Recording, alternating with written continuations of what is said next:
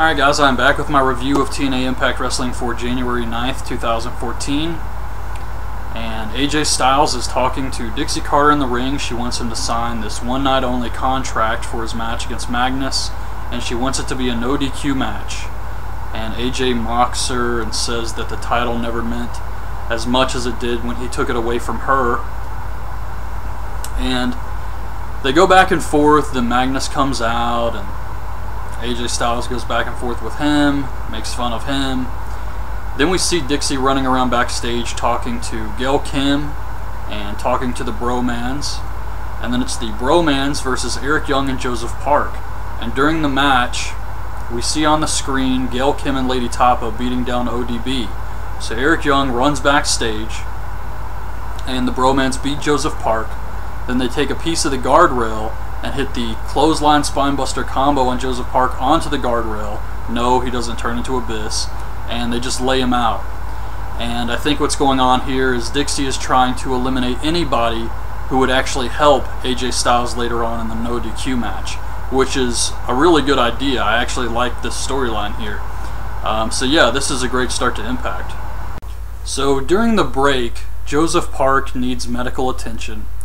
And we see Eric Young carrying ODB away, and Sting's like, "What happened?" And Eric Young says, "I don't know, I just found her like this backstage."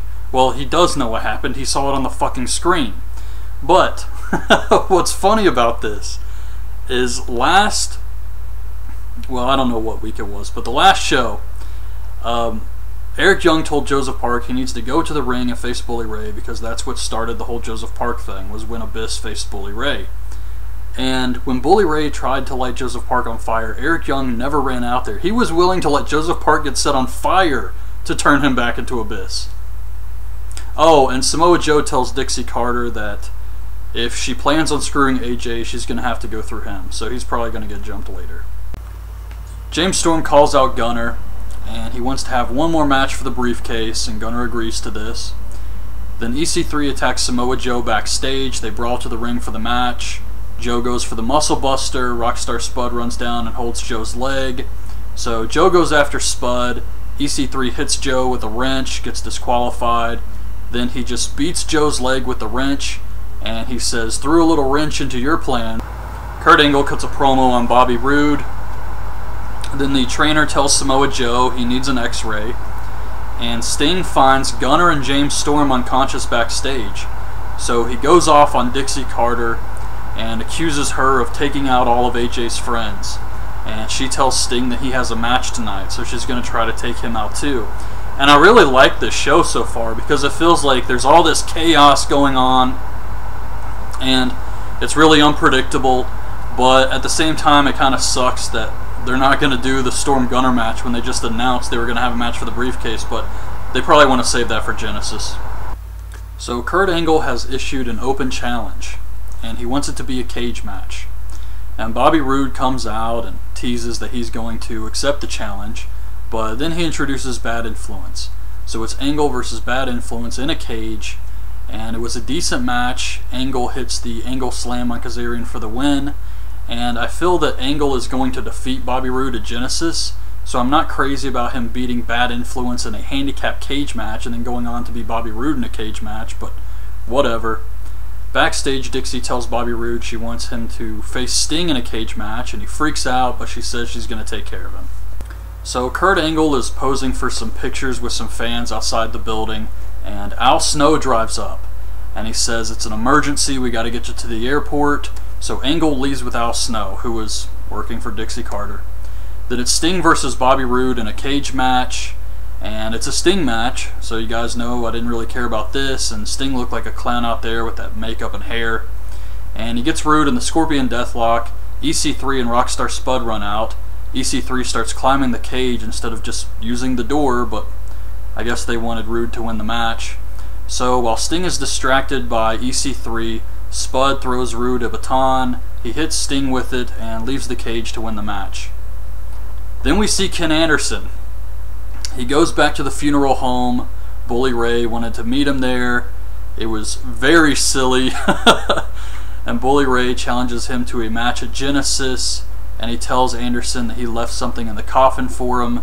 and he looks in the coffin and it's baby clothes, implying that he's going to hurt Anderson's babies, and Anderson turns around and Bully Ray has vanished. This was just so lame, man. When he walks in and he looks back and sees Bully Ray, and then the camera work they were doing, Bully Ray held up a lighter and it kept like zooming in on it. It was bad.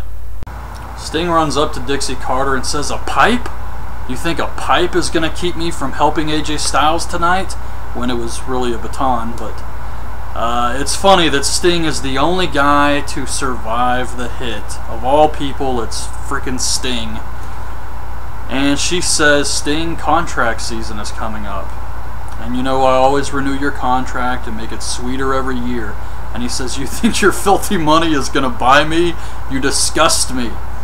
And she says, "Do you think AJ Styles would throw everything away for you?" And I'm really hoping they don't do some type of Sting is broke like the Big Show storyline. It's Magnus versus AJ Styles in a no DQ match for the world title. And immediately, EC3 and Rockstar Spud run down to attack AJ. And if Magnus was going to cheat, why take the match at all? Because this isn't exactly going to prove that he's the true champion and deserves to be the true champion, because he's not really beating AJ Styles. A huge group of guys are going to beat AJ Styles. So if he was just going to cheat, why even do it? But Sting runs down to help fight them off. He just bitch slaps Spud. And then the Bromans run out, so they have to fight them off. Then Bad Influence runs out. Then Hebner refuses to make the count, so Dixie comes out with his son Brian Hebner. And when AJ Styles keeps kicking out of everything, the Hills beat up him. So Styles eventually hits the Styles Clash on Magnus. Earl Hebner runs back out, and all the Hills just continue to pile on AJ.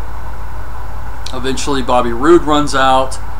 He hits the AA neckbreaker 3 times on AJ, and Dixie Carter comes out with the bald referee. He makes the count. Magnus wins the match. So Magnus is the true world champion now, the undisputed champion, and I liked it. There was a lot of shit going on, but it was exciting. I thought it was well done, and I thought this was a good show. I really liked this show. A lot of exciting stuff happening. There was all this chaos taking place. It just felt different. It felt like a special show, and I thought TNA did a good job with this one. The only thing I really didn't like was the Ken Anderson Bully Ray stuff at the funeral home and the Sting Bobby Roode cage match, and even that was okay. So before I end this video, I wanted to talk a little bit about the AJ Styles situation with TNA. And honestly, I have no idea what the hell's going on with this. I thought he had already signed a contract and was coming back to TNA, and then some people were telling me on the Facebook page that no, he hasn't signed a contract, the deal fell through, he's gone, he's not coming back. And I know he's been wrestling in Ring of Honor and some other indie companies, which I think is great for those companies, but I just have a feeling that AJ Styles will be back in TNA very soon. So right now, I'm just going to enjoy AJ Styles being back in Ring of Honor. I think it's great for Ring of Honor. They got AJ Styles, Chris Hero. I would like to see Samoa Joe come back to Ring of Honor, and I think it would be great for his mental state after all the crap TNA's put him through. But this is great for the indie companies to have AJ Styles around. I think he's even doing a CZW show, or did a CZW show. And the other news is Jeff Jarrett has quit TNA, and I think that sucks. I do like Jeff Jarrett, and I would have liked to see him get at least one more run in TNA, but he's not going to WWE, so I guess he just decided to go home, and I have no idea what's next for Jeff Jarrett. And I also heard that the American Wolves were signed to TNA. I would prefer it if they went to WWE because of the payday. TNA is going through all these financial problems right now, but having the American Wolves in TNA will definitely help their product. I just don't know who they're going to face. I mean, Chavo Guerrero's gone. They broke up Gunner and James Storm, so you got Bad Influence in the Bromans. And you can get some great matches out of the American Wolves and Bad Influence, but it reminds me of the Young Bucks Motor City Machine Guns feud. After that feud, the Young Bucks just kind of floundered. They had nothing else for them to do because there wasn't a lot of tag teams.